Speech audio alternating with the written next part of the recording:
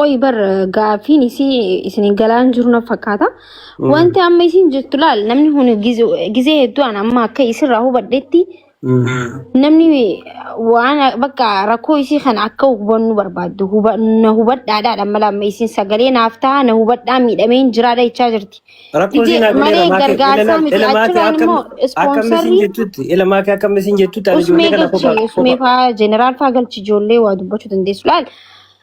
Amma ispoonsarii jechuun maqaa isaatiin jira jechaa jirti. Sigaree ispoonsara sanirree akka nama tokkotti biyya kana bahuu qabdi, ijoollee qabdi, jireenya jiraachuu qabdi. Makiinaan immoo biyya tana jirti makiinaan jechuudha.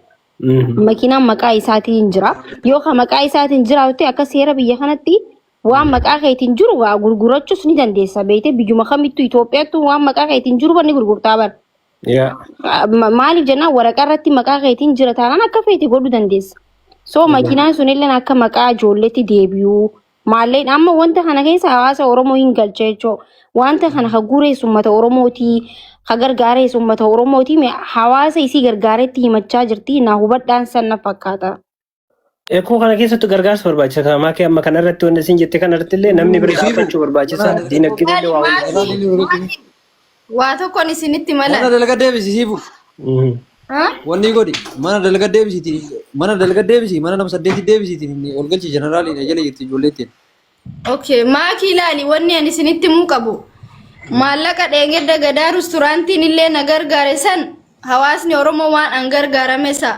Lakki ani maallaqa gadaa resturaantiin na gargaare sanis sababaa inni makiinaa kan eega makiinaan kun guyyaa gaafa bitamtuuti.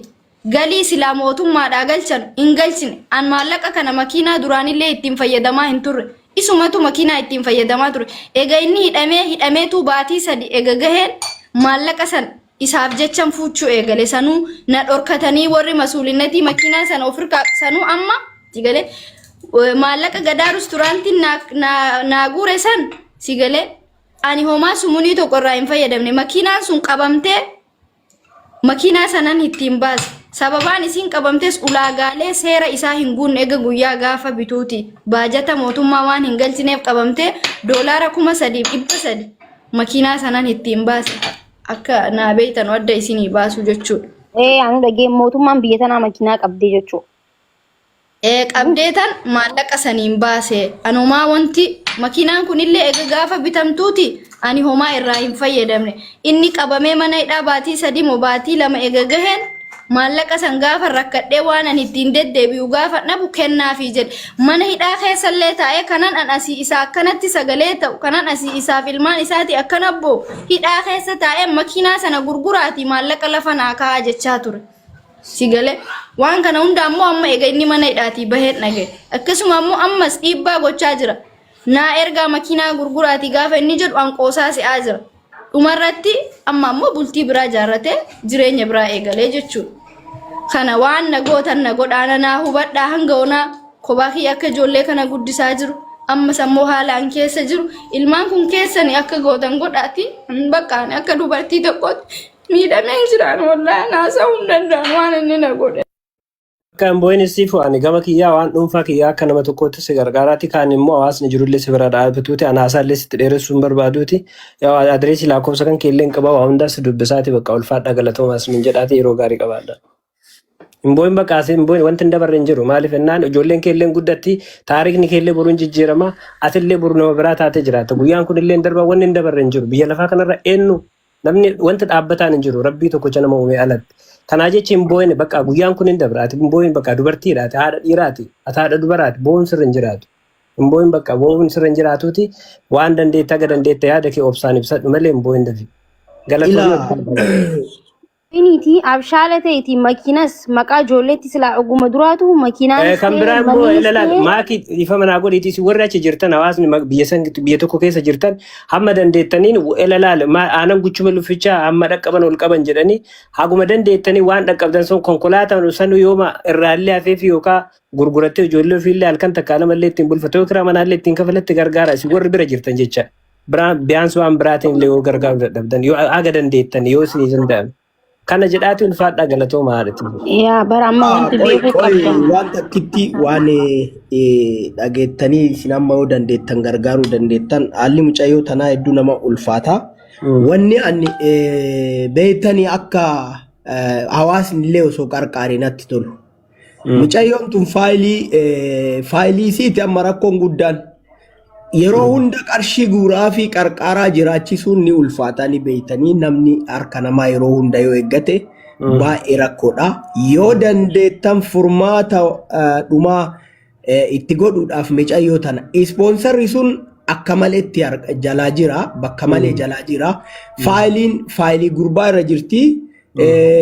Isarraa agartee baatee ispoonsara san warri Kanaadaa waan kana akka sirreessuuf argitanii yoo danda'ame gara seeraatiin haa ta'u xabaqaa fi dhaabanii haa ta'u argitanii ijoollee tana biyya kana keessa guddisuun ni ulfaata argitanii.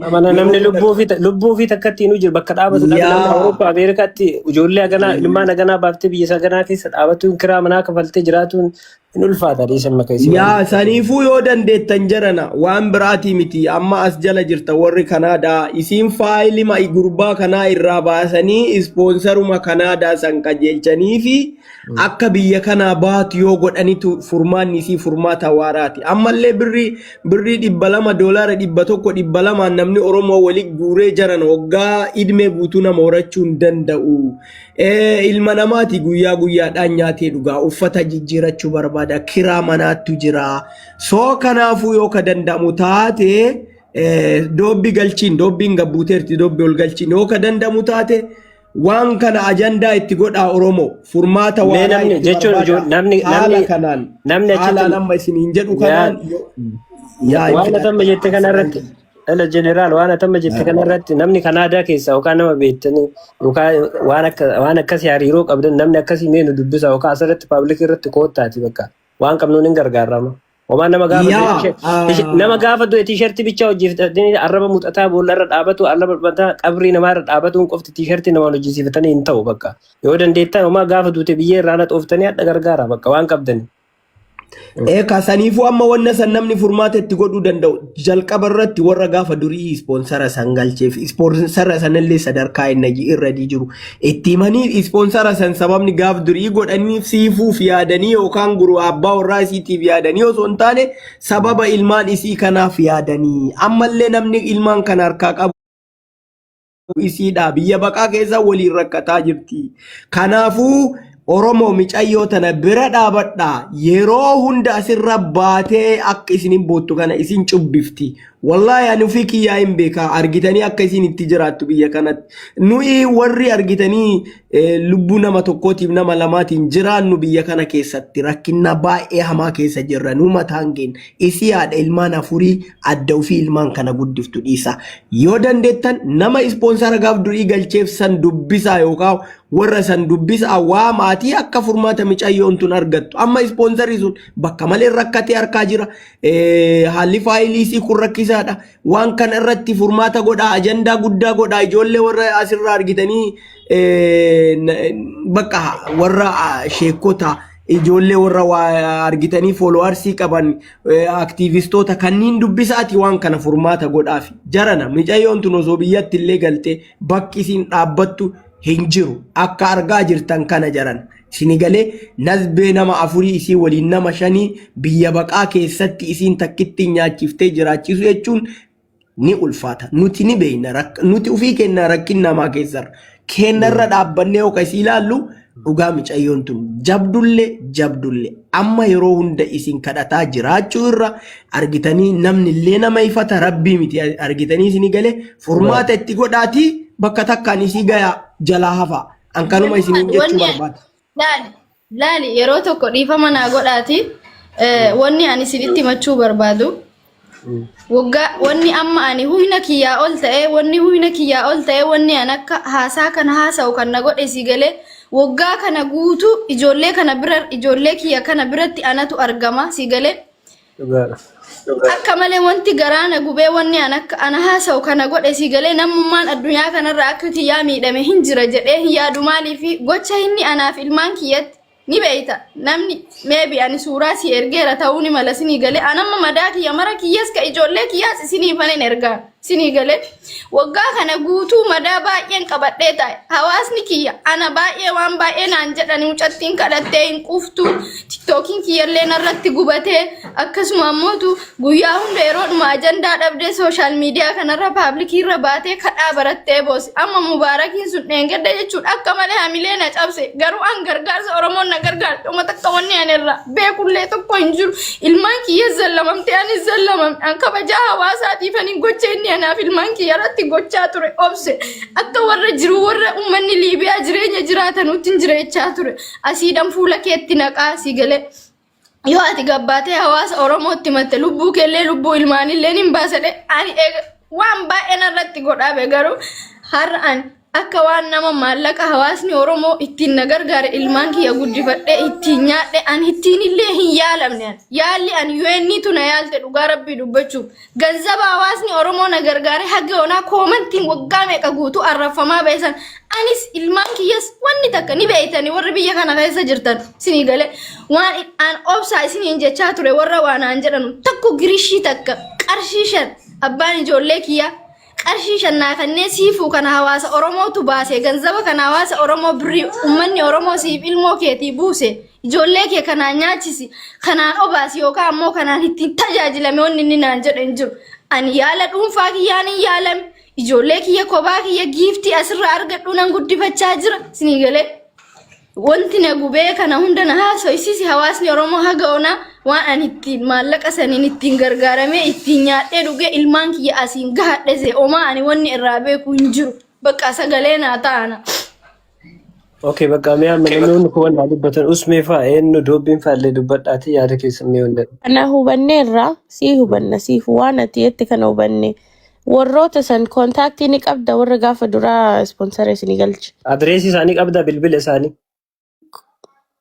Bilbiluu fi dandeenya ani gama kiyyaan haga danda'u takka ani koominiitii keessa illee. Dubbii waan biraatii miti lallaatti afaanuma nu gargaariiti yookaan nama hariiroo achi kanaa jiraatu waan akkasii bakka. Uumaa nama gaafa rakkate bicha arraba muuxatuun bicha nu barbaachisu beekta. Namni kaawwan nama darbatan. Laali dubbiin iddoo ijoon bakki jirtu bakka kana argitee gurbaan kun amma eega biyya galee ispoonsarri isaa jalaa badaa mallaqallee jara galagalee naaf fudhachuu danda'a.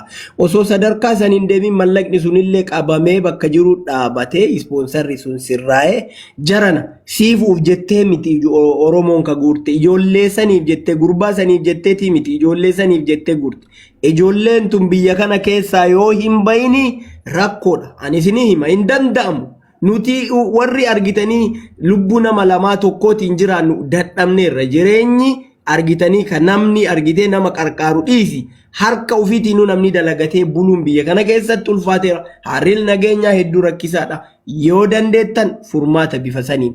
Doobbi waan kana irratti adda dureedhaan warra Kanaadaa san dubbisi namoota guruppii ijaaraatii agartanii gaaf durii I think warra communitytti godheef ta'e ani hin beeku ispoonsara sanillee ispoonsara san sirreessaa fi biyya kana akka baatu godha. Yoo kanan ta'in biyyatti illee galtee mucayyoon tun jiraachuu hin dandeettu. Isinii galee argaa jirtan waan jiru bakka dhaabadhu hin qabu jedhaarti. Bakka itti galu hin qabu jedhaarti. Inni gurbaan sun ijoollee ilmaan ofiitii yaadee isii yoo hin feene ta'e ilmaan ofiitii yaadee atilisti barbaaduu qaba ture jechuudha. Ilmaan isarraa baate jara keenya. Isinii galee maqama isaatiin yaamamti. Maqaa abbaa biraa wayiitiin yaamamtu. Kana waan ta'eef furmaata akkasitti godhaati. Namni General jedhayi. Information san yoo qabaatte siifu ergiitii namni Kanaadaa keessa jiru nama hedduudha. Kara communitytiinis ta'e kara birootiinis ta'e warri gaafa duraa si galche suni argamuun dirqama because isaantu information hunda harkaa qaba.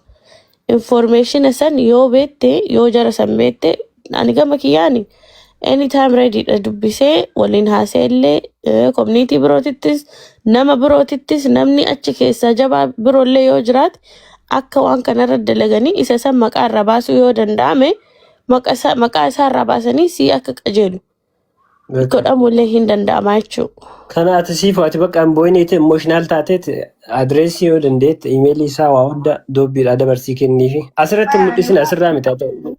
Assalamu alaikum wa rahmatullahi wa barakatuhu. Salaam wa rahmatullahi wa barakatuhu. Akkam jirtan nagaa jirtan hundi keessanu. Wallahi siifu Laala baay'ees jechuudha jaalanna. laala kuni qaama ijoollee kiyyaatti sinii galee dhimma kiyya amma qofa haasawitanii naanneessinaa kun no ana wallahi laaziman ilmoo kiyya soggaa dheeraadhaan sinni anaaf kun qaama Maal ilmaa takkana kiyyaatti galee miti waggaa kana hunda gaafa isin kadhattu rakkattu naan jettan ilmoo kiyyaa Eshi bakka siifu bakka Dhiisi siifu akkasii miti dhiisi lubbuun bakka tiyya. public irratti nagarsiisni dhiis bakka. Siifu tiyya dhiisi. Hadhaan ilmoon kiyya akka nama zarii hin qabneetti jechuudha waggaa meeqa guutuu asitti kophaa keenya akkasitti rakkan nama daakiyya dhofkadhe bakka anaaf sagalee naa taana. Bakka sponsor illee waa hunda inshallah Siifaan waan barbaachisu maraa waan dandeenye waan rabbiin nutti beeku. Ila namni ilmaan qabu ilmaan ofii saniif jedheetini waan fedhe sii godha. Siif ta'ana garuu akkatti sii taanu isteeppii barbaachisa. warra jala boo'ichaa ashanguliiti boo'ichaa keessa dhiisa wanna Hojii boo'ichaallee dhiisa. warri koomantii yookiin koomantii ofirraa of godhe cufu yookiin immoo boo'icha dhiisa hundi keessanuma kanaatu akkaawuntiin kun irraa uggura waan ta'eef amma sagaleen qaqqaba. Guys, TikTok jira hin cufinaa. Yoo dandeettan taaptaap koppiliinki godhaa fi dhiisaa hundi keessanuyyuu waan jiru wal mari'ataatiin hin jiranii hawaasni Oromoodha. Siif ulaal wanni gochuu qaban ijoolleen biyya Kaayiroo keessa illee jiran namoota hedduutu jira waan kana irraa quba hin qaban ijoollee biyya Kaayiroo warri jaarsonni biyyaa ni jiranii ijoolleen feemasoota ni jiranii waan kana dura lafatti mari'achiiftee erga dadhabee booda gara miidiyaatti baafte moo osoo waa takka hin dubbatin gara miidiyaatti baafteeti.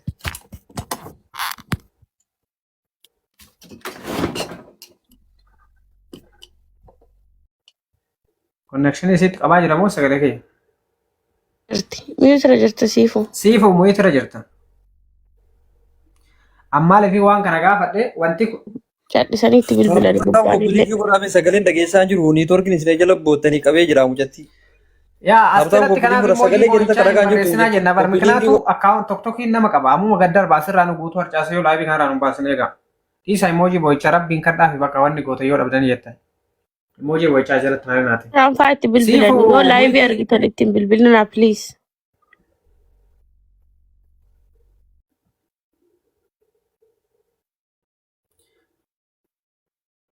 Maakii warri Kaayiroo keessaa waan kana quba hin qabdanii lafarratti erga dadhabee booda gara miidiyaatti baaftammoo erguma miidiyaa rabba argitan. Gaafii fakkeenyaaf amma wanni kun beektaa gurbaan as jiraatee lafarratti hin gaafatanii keessaan akkamitti gaafatan waan kana warroota amma waan kana amma laal maa inni beektaa wanti kun hunduuyyuu tartiiba qaba sii galee. Ammuma yoo garteetumaan fakkeenyaaf ispoonsoruma kanaan sirreessinee fayyadaman taate waraqaan ragaa ka gartee ni kaaya wal hiikuu jira wanna meeqa barbaachisa waan meeqa waan barbaachisu jira akkuma amma asirraa jiran kanatti wanni hundi hin dhumatu sii galee garuu immoo Waliin ne barra usme. inni tabiraa biyya Ni kaan gaa hin buune akka isin jettutti hin buune itti bar ni kaan naniine itti bar. Amma reefu gaafadheen ture waliin jirtanii immoo. Maakii ila akka ila ka shari'aanii nikaa wal hiitee fi ka seeraan waraqaa walitti baafattee marriage certificate yoo walitti qabaatanii marriage certificate sanarratti they have to be divorced. Waa isa irraa baasuuf. Marriage certificate isa walitti qabanii gaafa guutan marriage certificate galchanii jira immoo akkamitti galchanii fi dhaamman. Qoy gaan gaafan ambar waa takka beeku. yoo ta'e at least amma isaan wan nama qaban marriage certificate qabanaan 100% maaliif akka nama seera biyyanaa jechiin seera UN beekuu tokkotti jechuudha walirra jira waan ta'eef jarri kun certificate fuudhaa heerumaan ni qaban san malee walirratti hin guutaman waan ta'eef san immoo walirraa hin baane waan ta'eef addan baane inni jidduudhaan qabamee biyya galee deebuu hin feene dubbiin bakka kana rarraatee haftee ispoonsarrii isaaniillee rarra'a jechuun amma wanni garaa nama nyaatu bakka kana rarra'a jechuun osoo ispoonsarrii sunuu gaddeebee isiin deemuu hin dandeettu hanga sirraa'uufitti. Okay, gaafii biroo general. UN ofiisni jira meechi? Jira UN kan dhadhee Balio miti qabadhame UN eega ofiisni jiraate achi dhadhee waan keessa jirtu fakkaata inni itti qabame explain jara kana godhuu hin dandeettimi. Hin dandeetti garuu isaanillee seeraan deeman waan ta'eef divorce certificate fidedhanii si galee amma isiin ka jirtu laal isiin faayiliin isii isarra jira rakkoon jiru faayilii Biyya jiraami jeneraal dhagaye. Inni biyya jira yaa. Inni biyya erga jiraate yoo nu dubbisuu danda'e bilbila isaa namni qabdannu kennaatiin karaa tokkotti oofu. Laal namni karaa tokkotti isaa oofu isa bichaadha. Tokko maatii kana achitti gatee qabamee galee akka